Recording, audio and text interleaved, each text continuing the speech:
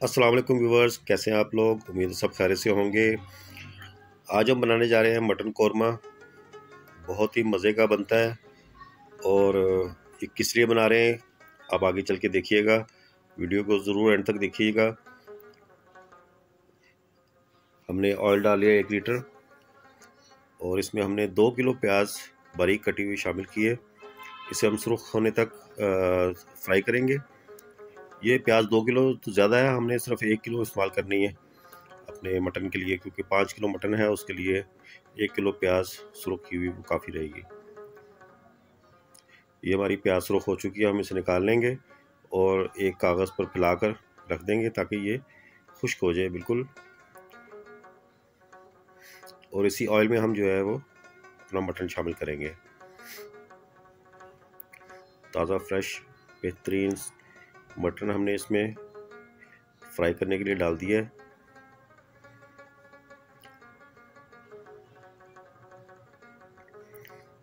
आज बहुत ही ख़ास दिन है हमारे लिए।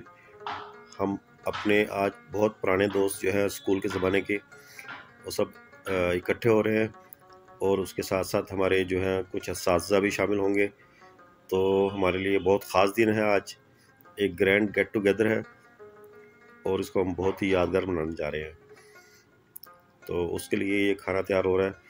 इसको अब हम थोड़ी देर फ्राई करेंगे जब तक इसका कलर चेंज ना हो जाए।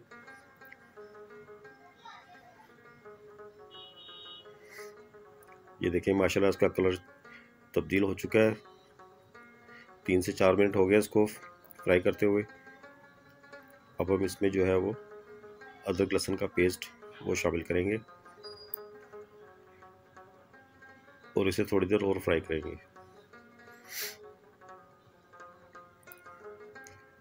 तो वहाँ फंक्शन में और भी कुछ बनेगा, तो उसका लिंक हम आपको शेयर कर देंगे, क्योंकि वो चीज़ें पहले चैनल पर हमने शेयर कर दी हैं।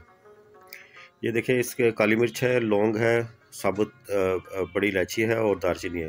लेकिन हम इसको ग्राइंड करके पीस कर हम मोटा मोटा वो हम शामिल करेंगे। इसमें हमने तकरीबन 10 से 12 छोटी सब्ज़ इलायची भी हमने वो पीसी हैं। और ये नमक, पिसा धनिया, सुरख मिर्च और हल्दी, बहुत ही कम और सादे मसाले डलते हैं, लेकिन ये बहुत ही मज़ेदार कौरमा बनता है। इसको स्टेप बाय स्टेप देखते जाइए और इसको फॉलो कीजिए। बहुत ही खुशबूदार और जायकेदार कौरमा तैयार होता है। इसे हम जो है थोड़ी देर भूनेंगे मसालों को।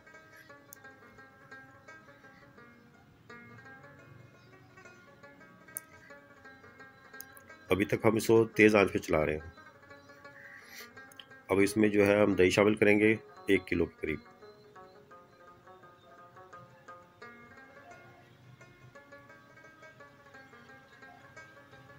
इसमें दही और सब्ज़ इलायची और जो है ये आपकी प्याज, सुर्ख की हुई प्याज, वो बहुत अहम किरदार अदा करती है। इसकी टाइमिंग और वही इसको जो है वो जायकेदार बनाती है। हम इसे 5 से 10 मिनट तक इसको बंद करेंगे ताकि दही जो है वो उसमें, दही के पानी में ये गोश्त थोड़ा सा गल जाए। देखिए माशाल्लाह दही का पानी अब नज़र भी नहीं आ रहा और मसाले भी हमारे भुन चुके हैं। तो तकरीबन 15 से 20 मिनट हो चुके हैं इसको। इसमें अब जो है हम थोड़ा सा पानी शामिल करेंगे ताकि हमारा जो है वो गोश्त थोड़ा सा गल जाए। तकरीबन हमने 1 लीटर के करीब इसमें पानी शामिल किया है और इसे हम जो है वो 15 से 20 मिनट के लिए बंद कर देंगे। 15 मिनट हो गए हैं। अब देखते हैं इसकी क्या सूरत हाल है। माशाल्लाह बहुत ही ज़बरदस्त खुशबू आ रही है कौरमे की और गोश्त भी तकरीबन हमारा जो है वो माशाल्लाह बिल्कुल गोश्त जो है वो गल चुका है। देखिए हड्डी जो है वो अलग हो गई है, गोश्त अलग हो गया है। दैट्स मीन हमारा गोश्त कंप्लीट तैयार है। इसको अब थोड़ी देर और भूनेंगे यहाँ पर, और जैसे ही पानी थोड़ा सा खुश्क होगा तो हम इसमें जो प्याज हमने निकाली थी उसको हमने हाथों से क्रश कर लिया है और अब हम इसे थोड़ी देर भुनेंगे। जिससे ये जो है बहुत ही मज़े का सालन जो है इसका तैयार होता है जब फाइनल स्टेज पे आता है। ये देखिए माशाल्लाह। अब इसमें पानी डालेंगे, जितना हमें ग्रेवी चाहिए पानी उतना ही शामिल करेंगे। हम इसे बॉयल आने तक जो है वो उसको पकाएंगे और उसके बाद जो है हम धीमी आंच पर इसको दम पे लगा देंगे। तो इसको दम पे लगाना बहुत ज़रूरी है, उसी से इसकी रंगत, खुशबू, जायका और इसका जो है वो टेस्ट डेवलप होता है। तो अब तकरीबन हमें थोड़ी देर हो गई है, पानी जो है उबल चुका है इसका। अब हमने आंच इसकी धीमी कर दी है और इसमें हमने बादाम इसे जो है वो छिले हुए शामिल कर दिए हैं। चलें अब आए, अब आपको हम दोस्त के फार्म हाउस पे लेके चलते हैं, तो बाकी का सारा प्रोग्राम और हमारे फंक्शन की झलकियाँ आप वहाँ पर देखें।